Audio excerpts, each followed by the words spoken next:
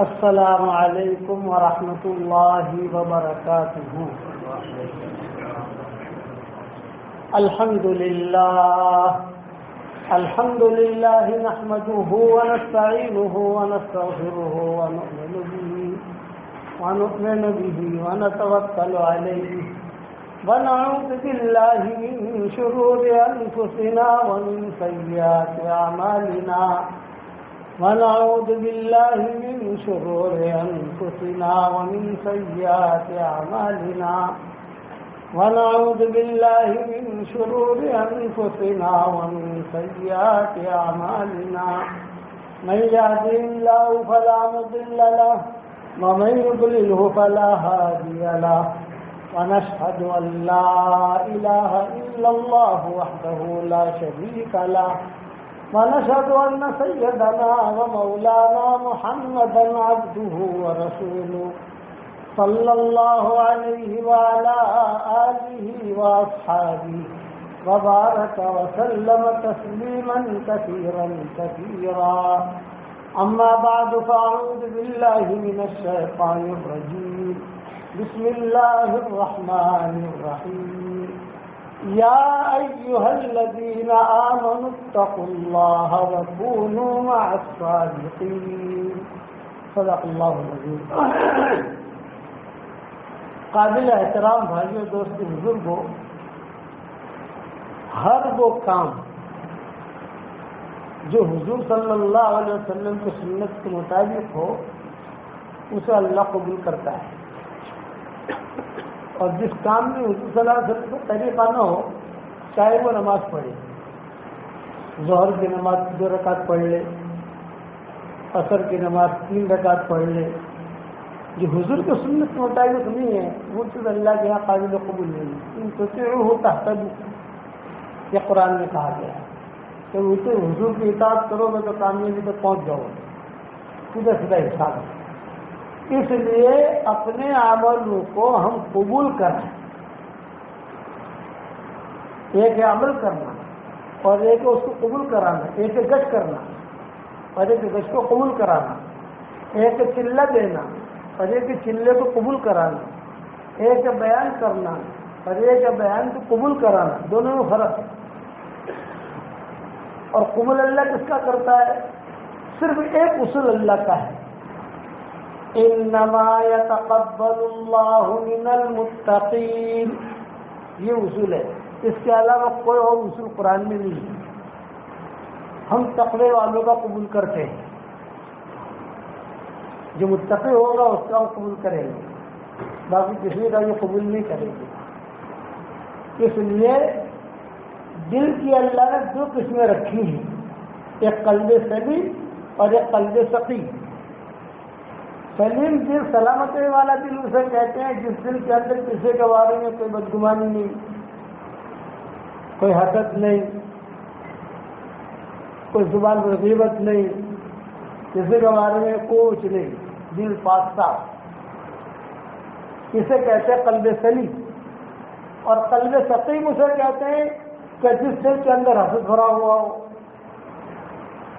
بدگمانی بھری ہوئی ہو، کینہ کپٹ بھرا ہوا ہو، وہ قلب سقیم۔ تو سارے علماء کا اتفاق ہے کہ جس کا دل سلامتی والا ہوگا، کہ جو بالکل پاک صاف دل ہے، تو اللہ اس کی عبادت بھی قبول کرے گا، اس کی دعا بھی قبول کرے گا، اور اللہ اسے اجر بھی دے گا۔ یہ پکی سچی بات ہے۔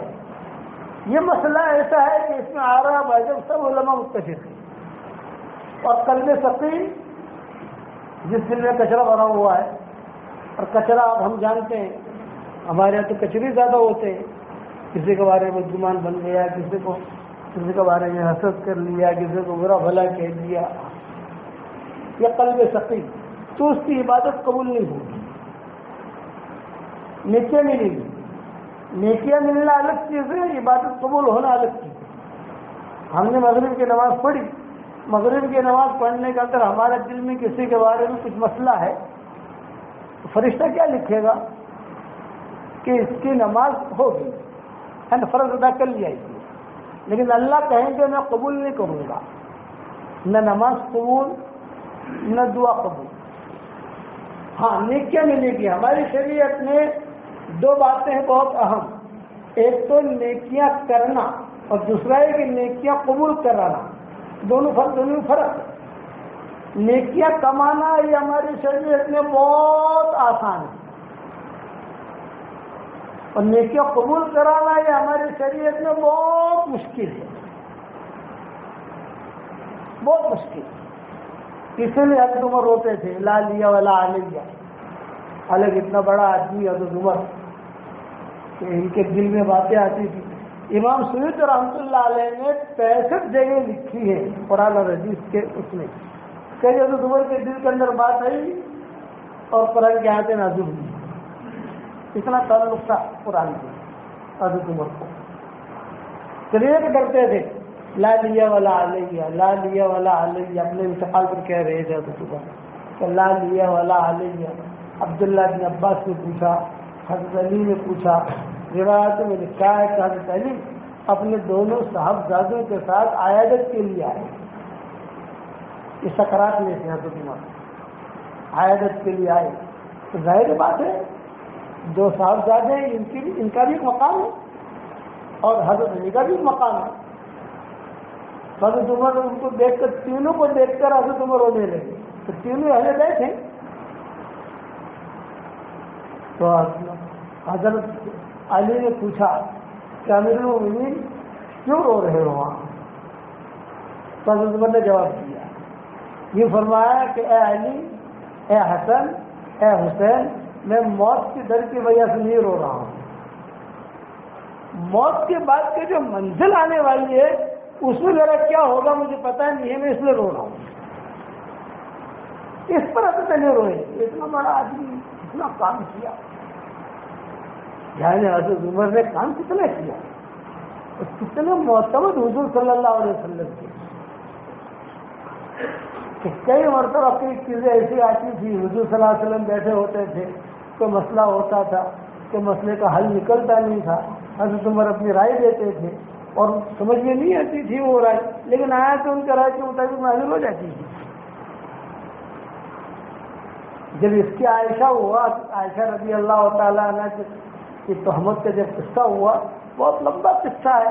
ہمارے حضرت شیخ الحدیث صاحب رحمۃ اللہ علیہ, مولانا زکریا صاحب رحمۃ اللہ علیہ, یہ بھی قصہ بخاری شریف میں آتا تھا. بہت روتے تھے, بہت روتے تھے. چیخیں نکل جاتی تھی, طلبہ کی چیخیں نکل جاتی تھی. قصہ بہت لمبا ہے لیکن میں حضرت عمر کی فضیلت میں سے بھی مختصر چیز سنا دیتا ہوں. حضور صلی اللہ علیہ وسلم کے دل کے اندر کچھ خلش تھی, نکلتی نہیں تھی.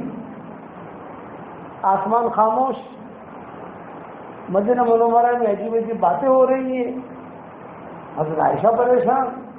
تو حضرت عائشہ رضی اللہ تعالیٰ نے فرماتی تھی کہ ایک مرتبہ ایسا ہوا کہ میرے والد اور میری والدہ مجھ سے ملنے کے لیے آئے اتفاق. یعنی یہ نہیں کہ چلو بھی آدمی گزر رہے پھر بھی بیٹی جو ہے پریشان ہے, تھوڑا سا خیر خبر لے لے بیٹھ جائیں. وہ دونوں آ کر بیٹھے, میں بیٹھی ہوئی تھی. ایک دن حضور صلی اللہ علیہ وسلم گزرے, یہ بھی اتفاق سے گزرے. کوئی یہ نہیں کہ یہ دونوں آئے ہیں کیا باتیں کر رہے ہیں تینوں, یہ بھی نہیں, وہ اتفاق سے گزرے. حضور صلی اللہ علیہ وسلم نے دیکھا کہ تینوں بیٹھے ہیں. تو ایسا کہتے تھی کہ حضور تو میرے پاس آتے ہی نہیں تھے. بات چیت تو کسی بند تھی, آسمان سے کوئی آیت نازل نہیں ہو رہی تھی اور حضور بھی سوچے پڑھنے تھے کہ بھی جبریل نہیں آتے تھے. قرآن کی آیتیں نازل ہوئی ہیں اس دور کے اندر, وہ فطرے میں, وہ جو قصہ ہوا اس میں. لیکن عائشہ کے بارے میں کوئی آیت نہیں, جو ٹینشن ہے اس کے بارے میں کوئی آیت نہیں. حضرت جبریل آتے تھے, حضور صلی اللہ علیہ وسلم خوش ہو جاتے تھے کہ شاید کوئی حل نکلے گا اس کا. جب حضور صلی اللہ علیہ وسلم آ گئے تو ہم 4 ہو گئے. اچانک حضور آ گئے, ابو بکر کو دیکھ کر, میری والدہ کو دیکھ کر, اور اچانک حضور صلی اللہ علیہ وسلم آ کر بیٹھ گئے. ہم 4 ہو گئے. اب حضور صلی اللہ علیہ وسلم نے کسی سے کوئی بات نہیں کی, اور آ کر بیٹھتے ہی زور زور سے حضور صلی اللہ علیہ وسلم نے پڑھنا شروع کیا, الحمدللہ نحمدہ ونستعینہ ونستغفرہ. پورا خطبہ جیسے مجمع بہت بڑا بیٹھا ہو. اور ہے یہ تین، ابو بکر بھی خاموش، ان کے والدہ بھی خاموش، ماں عائشہ کہتی تھی میں بھی خاموش۔ جب خطبہ پڑھ رہا تو حضور صلی اللہ علیہ وسلم حضرت عائشہ کی طرف متوجہ تھی، حضرت عائشہ خود فرماتی تھی کہ متوجہ ہوئے، عائشہ اگر تم سے کوئی چوک ہو گئی ہے تو معافی مانگ لو، چوک نہیں ہوئی ہے تو آسمان سے کوئی خبر آئے گی۔ بس اتنا بات کہنے تھا کہ میں ایک دم سے جل گئی، میں ایسا کہتی ہوں، اور میں نے میرے والد سے کہا آپ جواب دو۔ تو اکبر نے کہا میں جواب نہیں دے سکتا، میں جواب نہیں دوں گا، امی آپ جواب دو۔ ماں بھی خاموش، میں جواب نہیں دیتی، لیڈی کے سامنے کیا جواب دیں؟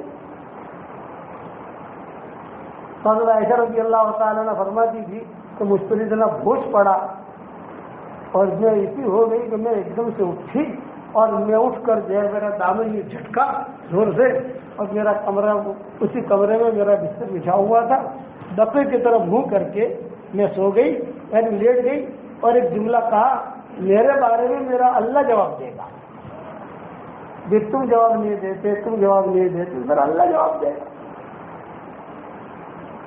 بس میں سو گئی، میں نے کوئی بات نہیں کی، نہ حضور سے کی، نہ حضرت ابوبکر سے کی، نہ میری ماں سے کی، اپنے کمرے میں بقی کی طرف منہ کر کے میں لیٹ گئی۔ لیکن اب یہ فکر تو تھا کہ وہی تو جب آئے گی تب آئے گی، لیکن یہ لوگ ہے کہ گئے تو میں تھوڑا سا سن رہی تھی کہ کھچپچ کی آواز آ رہی ہے کہ نہیں آ رہی ہے، تو بولتے ہوں کچھ، تو دیکھا تو کوئی نہیں ہے، سب چلے گئے، تو میں تھوڑی سی اٹھ کر میں نے دیکھا کمرے میں، ہاں کوئی نہیں ہے، سب چلے گئے۔ اور یہاں حضور صلی اللہ علیہ وسلم کا یہ حال کہ آپ پڑوس کے کمرے میں چلے گئے، اور پڑوس کے کمرے میں جا کر جو ہے صحابہ کو بلانا شروع کیا، عبدالرحمن بن عوف کو بلایا، حضرت عثمان کو بلایا، حضرت علی کو بلایا، سب کو بلایا۔ حضرت عمر کہتے تھے میں باہر بیٹھا بیٹھا دیکھ رہا تھا کہ سب کو بلا رہے ہیں اور ایسے کے بارے میں پوچھ رہے ہیں۔ حضرت عمر کہتے تھے میری باری آئی گی، میری باری آئی، کیا مجھے بلائیں گے حضور صلی اللہ علیہ وسلم؟ صدیق اکبر کو نہیں بلایا، صدیق اکبر تو والد سب عائشہ کے، سب کو بلایا، پھر حضرت علی کو بلایا اور پوچھا حضور صلی اللہ علیہ وسلم۔ اچھا حضرت عائشہ رضی اللہ تعالیٰ نے فرماتی تھی ہمارے کمرے اتنے چھوٹے تھے کہ یہاں کچھ آہستہ آہستہ بات کرے تو بھی کوئی دھیان سے سنو تو سمجھ لے کیا باتیں ہو رہی ہیں، بنگلے تو تھے نہیں، کچی دیواریں تھی، پر فوراً سے تو مجھے کچھ کھچ میں سنائی دیتے تھے کہ میرے بارے میں بات چل رہی ہے، حضرت عائشہ کہتے ہیں۔ تو حضرت علی کو بلایا تو علی کو کہا کہ علی یہ تو بہت ٹینشن نہیں ہے، آسمان خاموش ہے، جبریل آتے ہیں تو مجھے خوشی ہوتی ہے کہ کوئی بات کی وضاحت ہوگی، لیکن یہ کہ وہ آتے ہیں آئے تھے جو بھی احکامات کی ہوتی ہیں جو بھی ہوتی ہے دے کے چلے جاتے ہیں، تو یہ عائشہ کے بارے میں کیا خیال ہے تیرا؟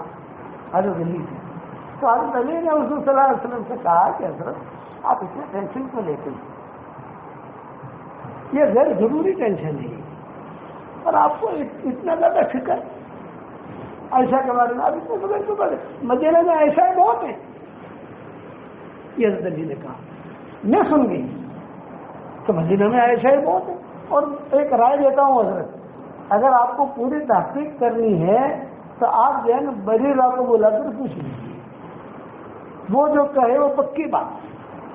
میں سن گئی، میں نے کہا بریرہ کے بارے میں حضرت عائشہ کی باندھی تھی بریرہ، حضور نے فرمایا ہاں ہاں ہاں بہت اچھا، میں بولا بریرہ کو۔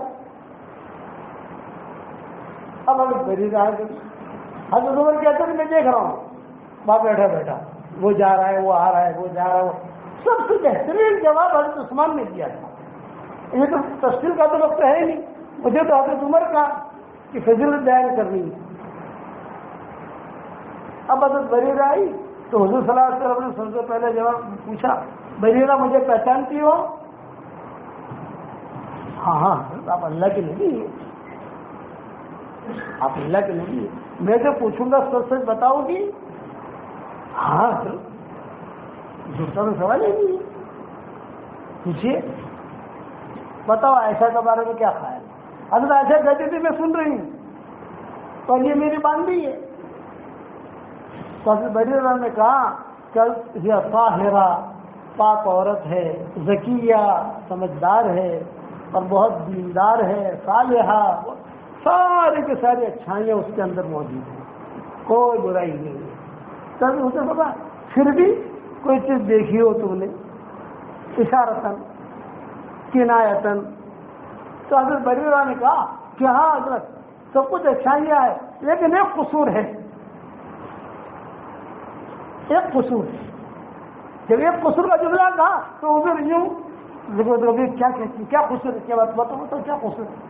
تو حضرت بریرہ نے کہا قصور یہ ہے آٹا گن کر چھوڑ دیتی ہے اور لیٹ جاتی ہے تو بکری آ کر آٹا کھا جاتی ہے. یہ کہا بھی آٹا جو عورتیں آٹا گوند دیتے کیا ہوتا ہے فوراً اس کو پکا لو، لیکن ایسے ہی ہے کہ آٹا گوندتی ہے، آٹا گوندنے کے بعد چھوڑ دیا. اب جو ظاہری بات ہے جب تم چھوڑ دو گے تو وہ تھوڑا سخت ہو جائے گا، پھر پانی ڈالنا پڑے گا. وہ آٹا گوندتی ہے، میں کہتی ہوں کہ اماں یا تو تم روٹی بنا لو یا میں روٹی بنا لوں. تو نہ مجھے روٹی بنانے کو کہتی ہے نہ خود بناتی ہے. اور آٹا گوندا، گوندنے کے بعد جو ہے وہ لیٹ گئی، کبھی سو گئی تو بکری آتی ہے آٹا بھی کھا گئی، آٹا بھی گیا. اب دوسری مرتبہ آٹا گوندنے کی محنت کرو. عورتوں کو سب سے زیادہ ٹینشن آٹا گوندنے کا ہوتا ہے. ہمارے یہاں مدینہ منورہ میں نے عربوں سے پوچھا، میں نے کہا تمہاری عورتیں روٹیاں بنا کے دیتی ہے کہ نہیں؟ انہوں نے کہا خدا کی قسم کبھی ان کے ہاتھ کی روٹی کھائی ہی نہیں ہم نے. میں نے کہا کیوں؟ بولے کہ یہی تو مسئلہ ہوتا ہے، ہمارے یہاں تندور لگے ہوئے ہیں، الگ الگ قسم کی روٹیاں تندور میں مل جاتی ہے، خباز جسے کہتے ہیں. جب حضور صلی اللہ علیہ وسلم نے یہ سنا تو آپ نے فرمایا کہ یہ تو کوئی قصور نہیں ہے، تو انسان کی فطرت ہے، کبھی انسان سو جاتا ہے، یہ کرتا ہے.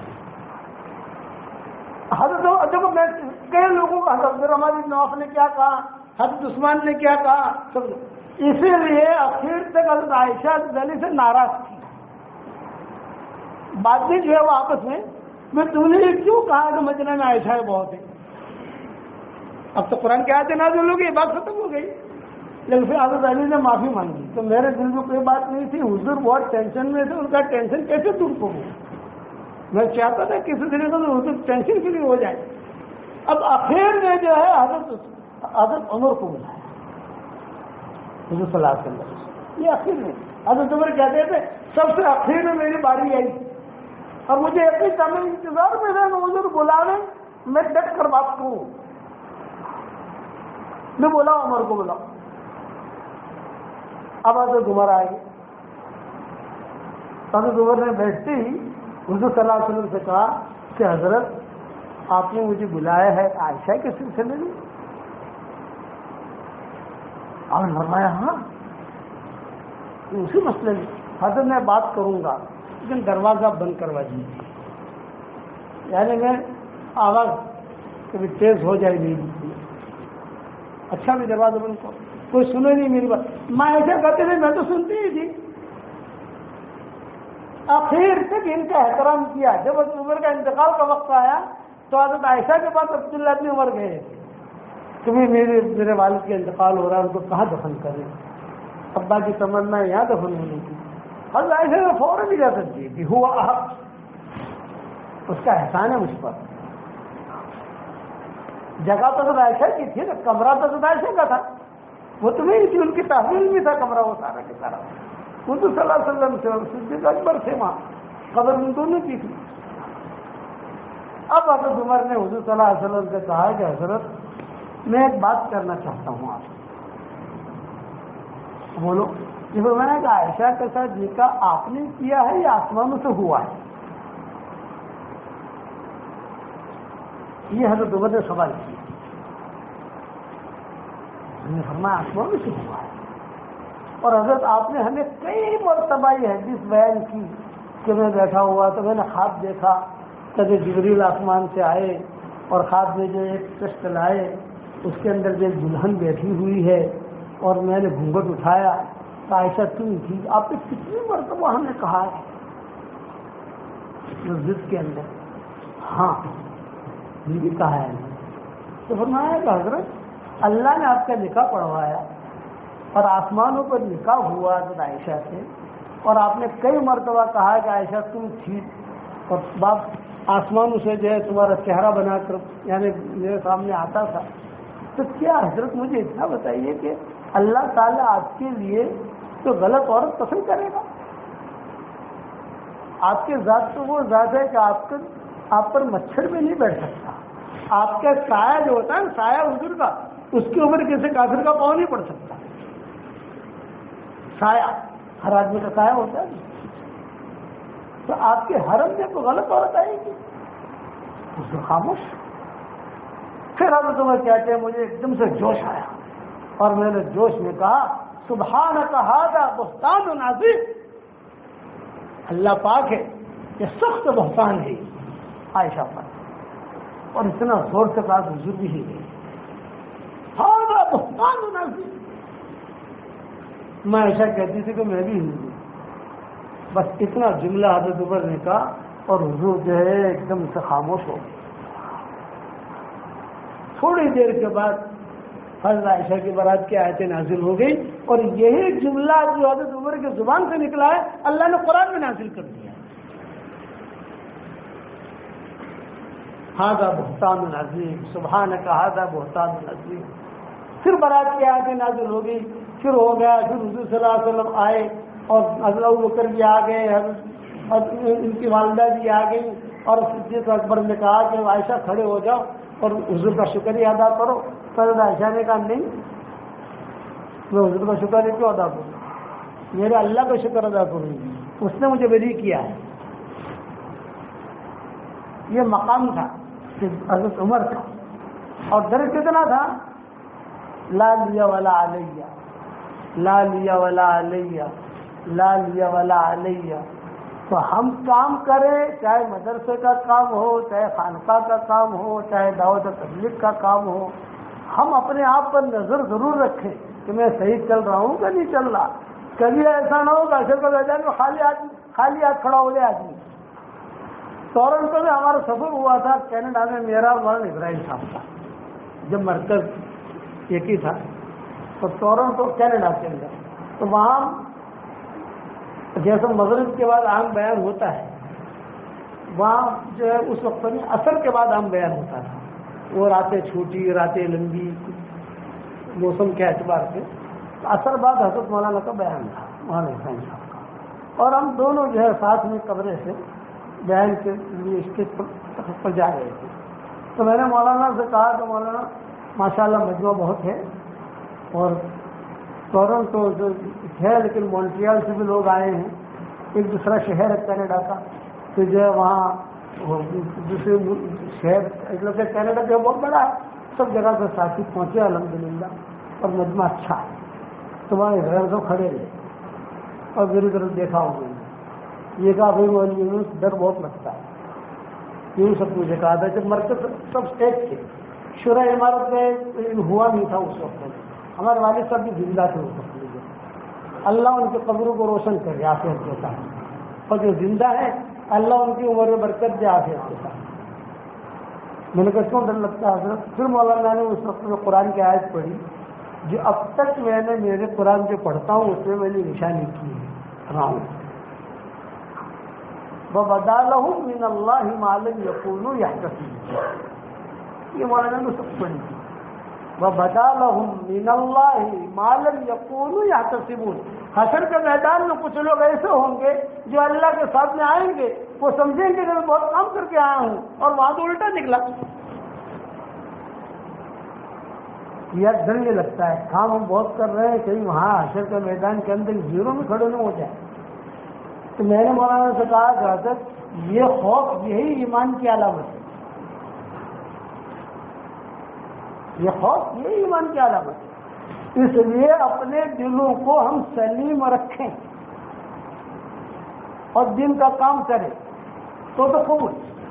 اور اگر دن روایتوں میں آتا ہے تو صحیح حدیثوں میں کہ حشر کا میدان میں فرشتے کچھ لوگوں کو لے کر آئیں گے، فرشتے مردوں کو عورتوں کو اللہ کے دربار میں، تو اللہ کہیں گے بھی کیوں لائے ہوتے ہیں لوگوں کو؟ حضرت یہ اتنے بھلے لوگ ہیں، کہ ما رأینا منہم شرقت، ہم نے کوئی گناہ کرتے ہوئے نہیں دیکھا ہی۔ جب دیکھو تو تسبیح، نماز، قرآن، مسجد، یعنی اچھے کام کرتے ہی دیکھا ہے، ہم نے کوئی گناہ کرتے دیکھا ہی نہیں ہے، تو کیا گناہ لکھے ان کا؟ سب فرشتے کا اور یہ بھی ہے کہ وہ حلقہ بنا کے لے کے آئے گا سفارش کے لیے، بہت اچھے لوگ ہیں، یہ بہت اچھی عورتیں ہیں۔ تو اللہ تعالیٰ کہتے اچھا ان کا نام عمل تو لکھا ہوگا نا آپ نے، تو لکھا ہے، لاؤ نام عمل لاؤ۔ نام عمل اللہ تعالیٰ لیں گے، ایک ورق نہیں پلٹا، ایک ورق نہیں الٹا، ایک ورق نہیں الٹا، ایک ورق نہیں پلٹا، پھر اللہ تعالیٰ کہیں گے انہوں نے نیکیاں تو کی لیکن میرے لیے نہیں کی، ان کی نیت کچھ اور تھی، شہرت کی نیت تھی، یا یہ حب مال کی نیت تھی، جا کی نیت تھی، یہ اندر سے گڑبڑ تھے، تمہیں پتہ نہیں چلتا تھا لیکن میں جانتا تھا، یہ کہہ کر ان کا نامہ اعمال یوں پھینک دیے جائیں گے اور کہیں گے ان سب کو جہنم میں داخل ہو۔ یہ ہے وَبَدَا لَهُم مِّنَ اللَّهِ مَا لَمْ يَكُونُوا يَحْتَسِبُونَ۔ اس لیے آدمی اپنا فکر کرے، اتنا بڑا کام ہونے کے بعد بھی حضرت عمر اپنا فکر ہمیشہ کرتے، جب بہت بڑھاپا آ گیا، کمزوریاں آ گئی، اسلام بہت پھیل گیا، اس کے بعد حضرت عمر رضی اللہ تعالیٰ عنہ پیٹھ کے اوپر اپنا سر رکھ کر آرام کر رہے تھے اور آسمان کی طرف دیکھ کر کہہ رہے تھے کہ اللہ میری رعایت رعیہ بڑھ گئی ہے، اب میں بوڑھا بھی ہو گیا ہوں، اے اللہ وہ سب کو مجھے اپنے پاس بلا لے۔ یہ بہت برداشت کرنا پڑتا ہے، مجھے بہت جھیلنا پڑتا ہے یہ۔ بس آخری خطبہ دیا غصے میں آ کر حضرت عمر نے، وہ ان کا آخری خطبہ تھا، اس کے بعد خطبہ نہیں دیا انہوں نے۔ حدیث میں آتا ہے روایت میں، یہ خطبہ انہوں نے آخری دیا، زبردست غصے میں جذبات کے اندر، وہ آخری خطبہ تھا ان کا۔ عبداللہ بن عباس کہتے تھے میں نے ساتھیوں سے کہا کہ بس یہ آخری خطبہ ہے، آئندہ جمعہ آنے سے پہلے پہلے آدمی مر جائے گا۔ کیا ایسا ہی ہوا، جذبات میں دیا، لیکن اپنے بارے میں احتیاط بہت۔ دو بیویاں تھی حضرت عمر کی، تو حضرت عمر رضی اللہ تعالیٰ عنہ کی ایک بیوی شہر کی رہنے والی تھی اور ایک بیوی قریش کی تھی، تو قریش کی بیوی اپنے گٹھا بن گئی تھی، سیدھی سادی دیہاتن جسے کہتے ہیں، اب تو یہاں والے میں دیہاتن تو رہے نہیں ہیں، لیکن یہ سیدھی سادی کو زیادہ سمجھے نہیں، اور ایک تھی شہری جو سب کچھ حضرت عمر جو بڑے بڑے یعنی بڑے بڑے مشورے کرتے تھے تو اس بیوی کے گھر میں کرتے تھے جو شہر کی رہنے والی تھی، تو اس کو جو وہ جو سلیقے سے کھجور رکھ دے، سلیقے سے پانی رکھ دے، سلیقے سے دودھ رکھ دے، سلیقے سے جو بھی اس زمانے کی اکرام ہوتا ہے وہ کر دے۔ تو حضرت عمر کو بہت پسند آتا تھا کہ یہ لوگ جو ہے کس طرح کیسر کے قاصد ہیں، سارے کے سارے ہر جگہ سے آئے ہیں، تو ان کا احترام ہونا چاہیے، تو کون اکرام کرے؟ تو یہ شہر والی تھی، لیکن تھے بہت ہوشیار سمجھدار۔ حضرت عمر جو ہے برابر جو ہے نگرانی کرتے تھے۔ ایک مرتبہ مشورہ ختم ہوا تو سارے بیٹھے ہوئے تھے اور سب ایک ایک کر کے روانہ ہونے لگے، تو جو کسرا کا قاصد تھا اس کو بیوی نے بلایا، روایت میں آتا ہے، اور کہا کہ آپ کب جا رہے ہو ایران؟ یہ کہا 10 دن میں یہاں سے چلا جاؤں گا۔ خطوط سب کے لیے خطوط لاتے تھے، خطوط لے جاتے تھے، ایل کے جیسے کہتے، اس زمانے واٹس ایپ تو تھا نہیں، تو کہا اچھا جب تم جاؤ تو اس سے مل لینا۔ حضرت عمر کو پتہ نہیں، حضرت عمر چلے گئے مسجد نبوی میں، یہ دیکھ لیا کہ یہ کسرا کا قاصد ہے، اس کو ملا کر دیا، تنہائی میں بات کر لی ان کی اہلیہ محترمہ نے پردے کے ساتھ۔ وہ آیا، آپ میں جا رہا ہوں کل، ہاں بہت اچھا۔ تو حضرت عمر کی اہلیہ نے 2-4 عطر کی شیشیاں اس قاصد کو دی، تو یہ کہا کہ جو وہاں کی رانی ہے اس کو میری طرف سے ہدیہ دے دینا، اور کہنا امیر المومنین کی اہلیہ محترمہ نے یہ آپ کو ہدیہ دیا ہے، بس اتنا۔ یہاں حضرت عمر کو کچھ پتہ نہیں، وہ تو گیا مہینہ 1.5 مہینہ 2 مہینے میں پہنچا وہاں پہنچ کر اس نے وہ رانی کو دیکھا چلتا تھا، بادشاہ کا خاص آدمی تھا، عطر دے دیا. اچھا ماشاءاللہ کس نے دیا بھائی یہ؟ کہ امیر المومنین حضرت عمر رضی اللہ تعالیٰ عنہ کی اہلیہ محترمہ نے دیا. اچھا تم واپس کے کب جاؤ گے؟ کیونکہ 3 مہینے کے بعد یہاں کی خبریں لے کر. اچھا جب تم جاؤ تو ذرا مجھ سے مل لینا. بہت اچھا. اب جانے سے پہلے ملنے آیا رانی سے، آپا میں جا رہا ہوں کل. ہاں وہ ٹھہرو. باندھی کو بلایا، باندھی کو بلا کر بہت عطر دیا، پیسے دیے، ہیر جواہرات دیے. اور چونکہ ایران تھا تو وہاں کے پتھر فیروز آئے، سارے پتھر میں کئی پتھر دیے، کئی یہ دیا، کئی سونے کی انگوٹھیاں دیے. بھائی جس بیوی نے حضرت عمر کی اہلیہ نے میرے لیے عطر بھیجا تھا اس کو میرے طرف سے پوٹلی ہدیہ دے دینا. اب اسے پتا تھا وہ انہیں کے گھر میں مشورہ ہوتے تھے. چنانچہ وہ آیا اور اس نے آ کر جو مشورے میں تو شریک تو ہوا، سب کچھ کارگزاری جو ہوتی تھی وہ ہوئی، اور حضرت عمر کی اہلیہ کو چپکے سے پوٹلی دے دی. اس کا بھی حضرت عمر کو پتا نہیں. اب جب وہ پوٹلی دی، حضرت عمر مسجد نبوی میں سے اچانک کسی کام سے گھر پر آئے تو دیکھا تو وہ اہلیہ محترمہ وہ پوٹلی کھول کر دیکھ رہی تھی کیا ہے. اور تو بتا دو 2-3 بھی کیا ہے، شو سے ذرا جو بھی شو سے آٹھیلی بھی شو سے. اب وہ کھول کر وہ ہیرے جواہرات کے ساتھ بھی کر رہی تھی اپنی اڑنی سے اور ٹھیک ٹھاک کر رہی تھی. ایک دن میں دور پہنچ گئے. ارے بیگم یہ کیا؟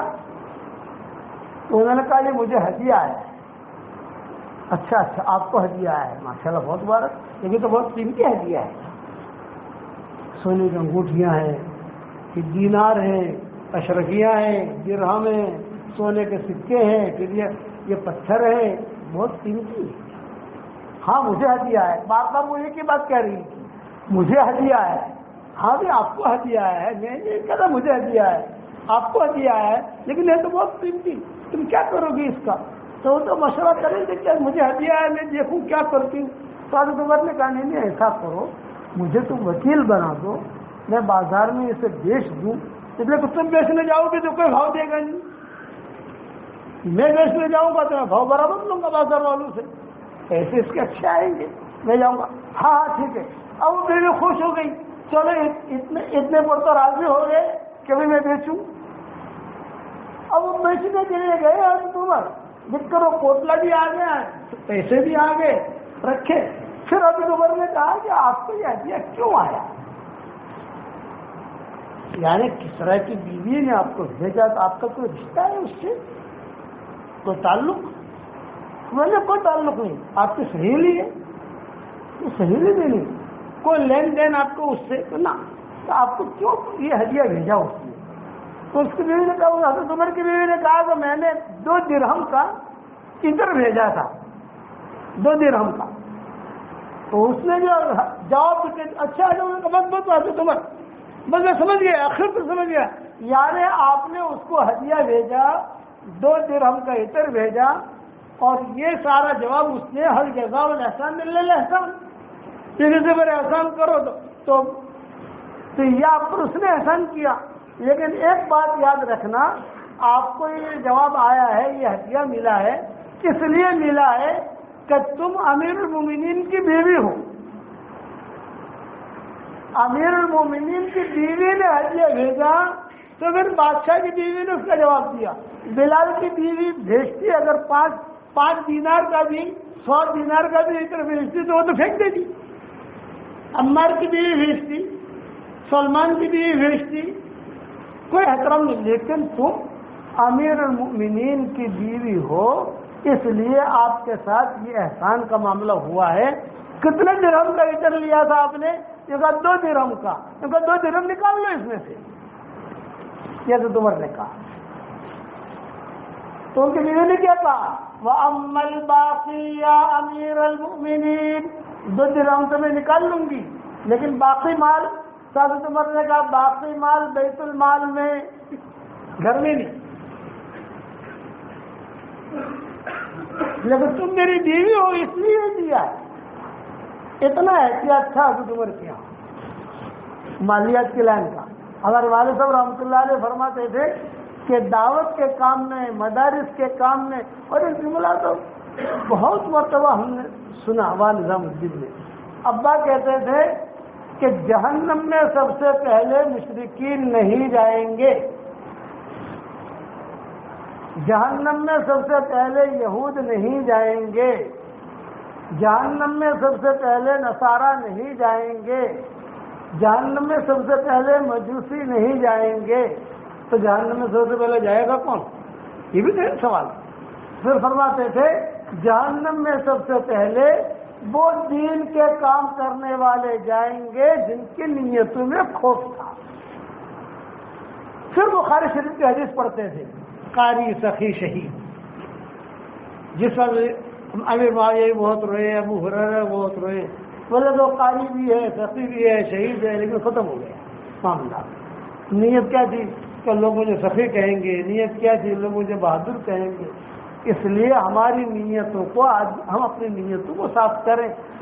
ابا کہتے تھے میں بیان کے لیے جب بیٹھتا ہوں پہلی صف میں نماز پڑھتے جاتا ہوں، اور یہ جو ہمارا یہ دروازہ ہے بالکل بس اتنا ہی فاصلہ ہوگا، اس کے باہر کرسی لگتی تھی بیان کی وہاں مرکز نظام الدین میں، یہ پہلی صف ہے، اور وہاں جا کر تو چلتے چلتے ابا ہم بھی سنتے تھے، کہتے تھے اللہ پاک یہ میں بیان کر رہا ہوں، بہت بڑا مجمع بیٹھا ہے، اے اللہ میں تجھے گواہ بناتا ہوں کہ صرف تیرے لیے میں کام کر رہا ہوں، میرا کوئی اور مقصد نہیں ہے۔ یہ ابا کہتے ہیں۔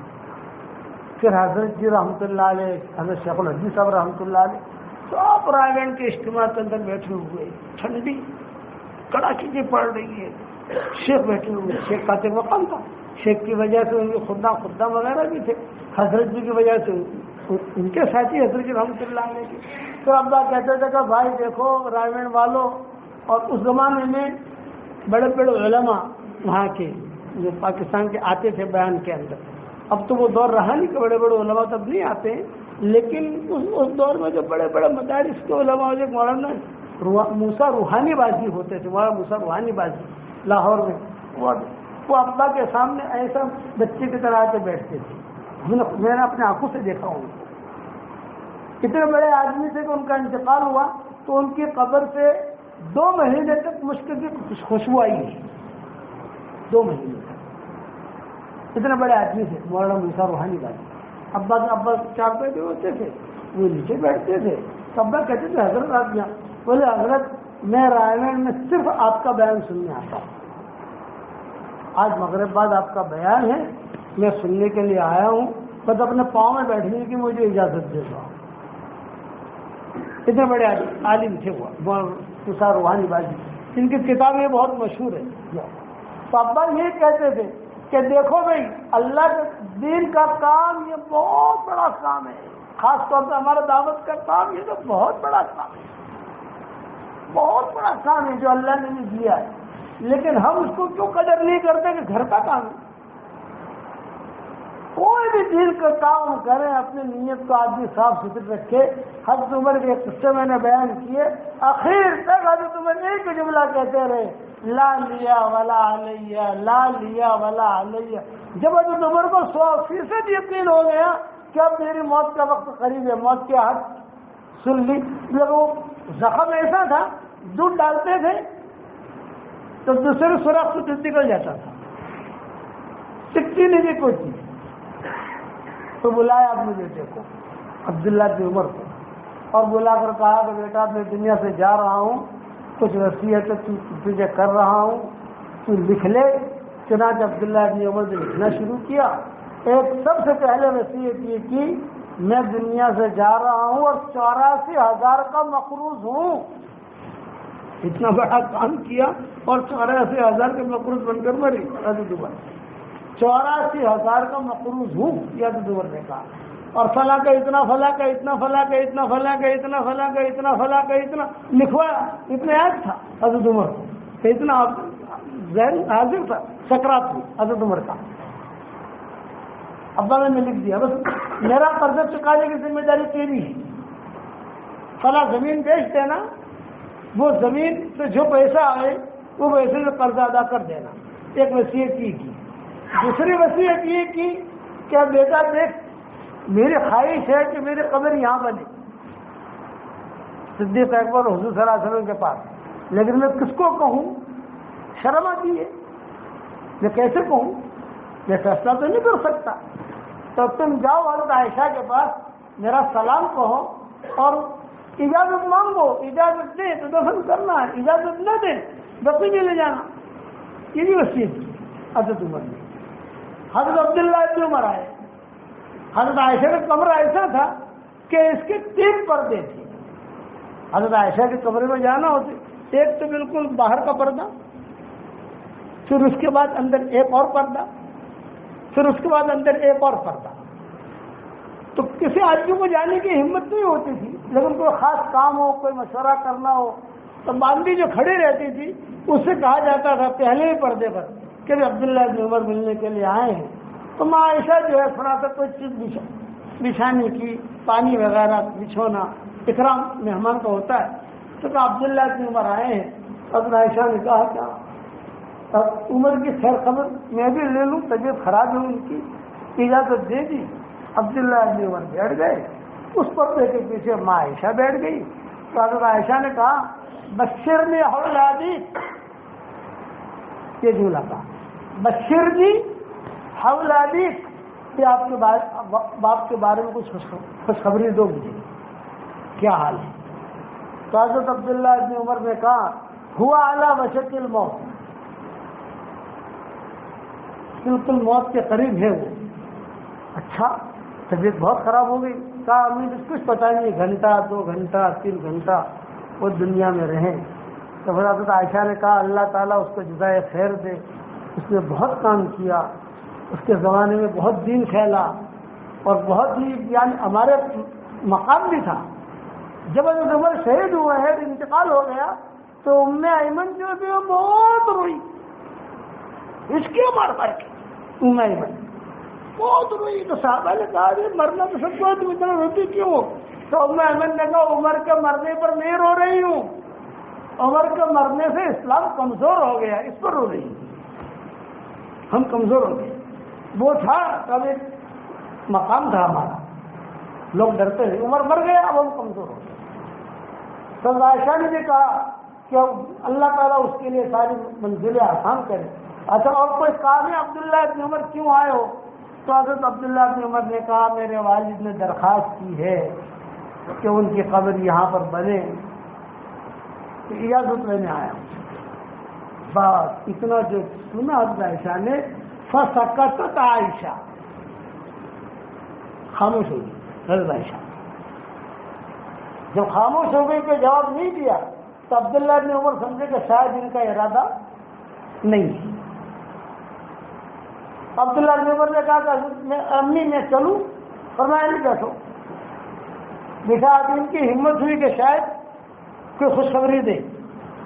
تو حضرت عائشہ نے کہا میرا ارادہ یہاں اپنے دفن کا تھا، میری قبر بنے یہاں، یا عبد الرحمن بن عوف کی قبر بنے، یا حضرت عثمان کی قبر بنے، یہ میں نے میرے دل کے اندر چھپائے رکھا تھا کہ میری قبر یہاں بنے، یا عبد الرحمن بن عوف کی بنے، یا حضرت عثمان کی بنے۔ لیکن یہ کہ عمر ہوا حق، عمر کا زیادہ حق ہے، اس لیے میں اجازت دیتی ہوں کہ تو اپنے ابا کو یہی دفن کرنا، اور میرا گھر کا سامان جو ہے چونکہ حضرت عائشہ وہی رہتی تھی، حضور صلی اللہ علیہ وسلم کی قبر یہاں ہے، صدیق اکبر کی قبر یہاں ہے، اور حضرت عائشہ کا کمرہ بھی یہی ہے۔ تو حضرت عائشہ 20 بجے پردہ ڈال دیا تھا، اور اسی طرف اپنا کھانا وغیرہ پکانا کرنا، اور اسی رستے سے جو ہے نکلتے تھے، چونکہ حضور صلی اللہ علیہ وسلم نے اپنے انتقال سے پہلے مسجد نبوی کے سارے دروازے بند کروا دیے تھے۔ حضور نے بہت نصیحتیں کی تھی اپنے انتقال سے پہلے، ایک خاص نصیحت یہ کی تھی بھائی دھیان سے سنو، جیسے مسجد نبوی کا حصہ ہے تو اس زمانے میں ایسا تھا یہاں سے ایک دروازہ ہے، یہاں سے ایک دروازہ ہے، گھر مکانات تھے لگے ہوئے، تو صحابہ جو ہوتے تھے اپنے دروازے کھول کر سیدھے مسجد نبوی میں آ گئے، اور یہاں کھول کر اپنے گھر میں چلے گئے، پھر وہاں سے بار بار اپنے کام میں نکل گئے، تو سب کے دروازے تھے۔ تو حضور صلی اللہ علیہ وسلم نے اپنے انتقال سے پہلے سب کو جمع کر کے وصیت کی تھی مسجد نبوی کی طرف جتنے دروازے کھل رہے ہیں میرا انتقال ہوتے ہی وہ دروازے بند کر دیں، جسے بھی آنا ہے اپنے باہر کے دروازے سے گھوم کر آئے. یہ نہیں کہ ایک پاؤں مسجد میں ایک پاؤں گھر میں، یہ نہیں، یہ آپ نے وصیت کی تھی. صرف ابو بکر کا دروازہ بند مت کرنا. ابو بکر کا کئی مرتبہ کہا ابو بکر کا دروازہ بند مت کرنا، ابو بکر کا دروازہ بند مت کرنا، ابو بکر کا دروازہ بند مت کرنا، اس لیے کہ اس کے دروازے کے اوپر اللہ کی خصوصی رحمت کو اترتے ہوئے میں نے دیکھا ہے. یہ آپ نے کہا. اسی لیے آج تک وہاں مسجد نبوی میں اللہ لے جائے آپ کو، ہم سب کو لکھا ہوا ہے حاضی خوفت سیدنا ابو بکر صدیق، تو کھلا ہوا ہے. حضور نے فرمایا تھا اس کے دروازے کو چھیڑنا مت، تو لکھا ہوا ہے حاضی خوفت سیدنا ابو بکر صدیق. تو حضور صلی اللہ یہ فوراً جو حضرت عائشہ رضی اللہ تعالیٰ عنہ نے اپنا سامان وغیرہ سارا ہٹایا اور ہٹا کر دوسری جگہ لے گئی، تھوڑا دور لے گئی، اور حضرت عمر کا انتقال ہوا. حضرت عمر کے انتقال سے پہلے حضرت عمر نے کہا عبداللہ ابن عمر کو، بیٹا بشرنی، بیٹا مجھے خوشخبری دی، کیا ہوا؟ ماں نے کیا جواب دیا؟ تو حضرت عبداللہ ابن عمر نے کہا بہت خوشخبری ہے، ماں نے اجازت دے دی، آج کی قبر یہی بنے گی، ماں نے اجازت دے دی. تو حضرت عمر نے کیا کہا؟ تقویٰ، تو ہو سکتا ہے میرے ڈر کی وجہ سے اجازت دی ہو. امیر المومنین کہہ رہے ہیں میں کیسے منع کروں؟ میرا انتقال ہو جائے تو وہاں لے جانا اور یہ کہنا کہ امی عمر ابن خطاب آنا چاہتے ہیں، امیر المومنین آنا چاہتے ہیں، مت کہنا عمر ابن خطاب آنا چاہتے ہیں، میں اجازت دیں اس وقت میں یہ دفن کرنا، ورنہ سامنے بقی ہے وہاں لے جانا مجھے. یہ حضرت عمر کی وصیت ہے. انتقال ہو گیا، جب لایا جہاز میں معاہدہ شریف پر سلام پڑھتے ہیں ہم، وہیں پر جو ہے ان کا جنازہ رکھا. عبداللہ ابن عمر نے اعلان کیا ابھی میرے والد کا انتقال ہو چکا ہے، 84,000 کے مقروض ہیں، فلاں کا اتنا ہے، فلاں کا اتنا ہے، فلاں کا اتنا ہے، فلاں کا اتنا ہے، میرے ابا کو معاف کر دو، وہ ساری ذمہ داری مجھ پر ہے، میں چکاؤں گا، لیکن میرے ابا کو معاف کر دو تاکہ اللہ اور ان کا معاملہ کلیئر ہو جائے، اور سارا قرضے چکانے کی ذمہ داری میری ہے. جو عبداللہ ابن عمر نے یہ اعلان کیا تو مسجد نبوی سے رونے کی آوازیں آئی، چیخیں نکل گئی. ارے اتنے فتوحات کا دور اور یہ آدمی ایسے حال میں گیا. یہ فتوحات کا دور، حضرت عمر کے زمانے میں کتنے فتوحات ہوئی ہیں. کسرا کیسر کے خزانے آئے، باندیاں آئی، سونے چاندی آئے، اتنے فتوحات کا دور، اور یہ کرتے گئے یہ آدمی. اور سارے مجمع نے کہا کہ ہم نے تجھے بھی معاف کر دیا اور ہم نے تیرا ابا کو بھی معاف کر دیا. ایک درہم بھی اگر لیں گے تو اللہ کو منہ دکھانے کے لائق نہیں رہیں گے کہ تم نے میرے عمر سے پیسے لیے. ایک مسئلہ بھی حل ہو گیا. دوسرا، بھائی کھڑے کھڑے عبداللہ ابن عمر کہہ رہے تھے کہ یا ام المومنین، یا قبر تیار نہیں ہوئی، یا ام المومنین، کیا حضرت عائشہ میرا ابا اندر آنا چاہتے ہیں، اگر اجازت دے تو ہم قبر کھودنا شروع کریں. بھیڑ بہت تھی اور آواز پہنچ نہیں رہی تھی. ماں عائشہ جو ہے بہت دور والے کمرے میں اندر چلی گئی تھی، آواز پہنچ نہیں رہی تھی. مسجد نبوی بھری ہوئی تھی مردوں سے اور عورتوں سے.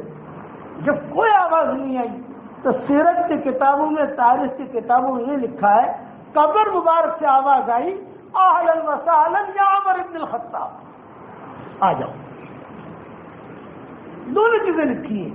ایک روایت ایک جگہ پہ لکھا ہے کہ صدیق اکبر نے کہا عمر ابن الخطاب آ جاؤ، اور ایک کتاب میں یہ لکھا ہے کہ حضور نے کہا آ جاؤ عمر، ہمیشہ کے لیے اپنا پڑوسی بنا دیا. شیخ حذیفی نے جب خطبہ دیا تھا، وہ شیعہ کا مسئلہ ہوا تھا، اس میں روتے ہوئے جملہ جمعہ کے خطبے میں کہا تھا کہ ان کو حضور نے اپنا پڑوسی بنایا ہے اور تم ان کے بارے میں بات کرتے ہو. حضور نے اپنا پڑوسی بنایا، قیامت تک حضور کے پڑوس میں رہیں گے. اس لیے بات تو میں اسی پر ختم کرتا ہوں، جو بھی کام ہم کریں اپنی نیتوں کو ٹھیک کریں. کرو گے انشاءاللہ بھائی، اور اللہ تعالیٰ سے استغفار بھی کریں. حالات کا اتار چڑھاؤ چل رہا ہے، دیکھو دنیا کی تقدیر اللہ بدل رہا ہے، حالات تمہارے ہمارے سامنے. خوب استغفار کی کثرت ہو. اور میں عام طور سے اپنے ساتھیوں کو کہتا ہوں بھائی 10 مرتبہ سورہ اخلاص پڑھو، جنت میں محل تیار ہو جاتا ہے. 20 مرتبہ پڑھو، 2 محل تیار ہو جاتے ہیں. 30 مرتبہ پڑھو 3 محل تیار ہو جاتے ہیں. جتنے محل بنانے بناؤ. آج کل ہمارا وہ جو سبق چل رہا ہے تو میں لوگوں کو کہتا ہوں کہ 313 مرتبہ سورہ اخلاص پڑھنے کی عادت ڈالو, 313 مرتبہ درود شریف پڑھنے کی عادت ڈالو, 313 مرتبہ استغفار پڑھنے کی عادت ڈالو, اور 100 مرتبہ سورہ فاتحہ پڑھنے کی عادت ڈالو. علامہ ابن تیمیہ کہتے تھے مجھے جو کچھ ملا ہے سورہ فاتحہ کی برکت سے ملا ہے. ابن قیم کہا کرتے تھے کہ میں ابن تیمیہ کے ساتھ خاص شاگرد تھے ابن تیمیہ کے, تو میں ابن تیمیہ کے ساتھ بیٹھا رہتا تھا فجر کی نماز کے بعد, تو اشراق میں سورہ فاتحہ ہی پڑھتے رہتے تھے, اور پھر مجھے کہتے تھے جو کچھ اللہ نے مجھے علم دیا, جو کچھ اللہ نے مجھ سے فتوے لکھوائے, جو کچھ اللہ نے مجھے قرآن دیا, جو کچھ بھی اللہ نے مجھ سے کام لیا, یہ سورہ فاتحہ کی برکت ہے. سب سے بہترین دعا سورہ فاتحہ, اس سے بہترین دعا کوئی ہے ہی نہیں. اس لیے آپ نے اپنے ساتھیوں سے 100 مرتبہ پڑھواتا ہوں. علماء نے لکھا ہے جس کی بھی کوئی حاجت اچھی ہوئی ہو 100 مرتبہ سورہ فاتحہ پڑھے اور اللہ سے اپنی حاجت کو مانگے, اللہ اس کی دعا ضرور قبول کرے گا. تو یہ عادت ڈالو 24 گھنٹے کے اندر 313 مرتبہ سورہ اخلاص, 31 بنگلے تیار ہو جائیں گے. کتنے بنگلے بھائی؟ اور کوئی انکم ٹیکس والا فون نہیں کرے گا انشاءاللہ. اور 313 مرتبہ درود شریف, 313 مرتبہ استغفار اور 100 مرتبہ سورہ فاتحہ. اور اس کے ساتھ ساتھ ہمارا دعوت کا کام سدا بہار صفات کے ساتھ کام کرنا ہے. ہم 20 اگر کل تھے الحمدللہ, تو وہاں پر بھی کئی لوگوں نے نام لکھوائے, 3 چلے کے لیے نکلیں گے. آپ حضرات بھی ارادہ کرو کہ دعوت کے کام کو اپنا کام بنائیں گے, کہو انشاءاللہ. اب بتاؤ کون کون تیار ہے, جن سے نام لکھوا دو.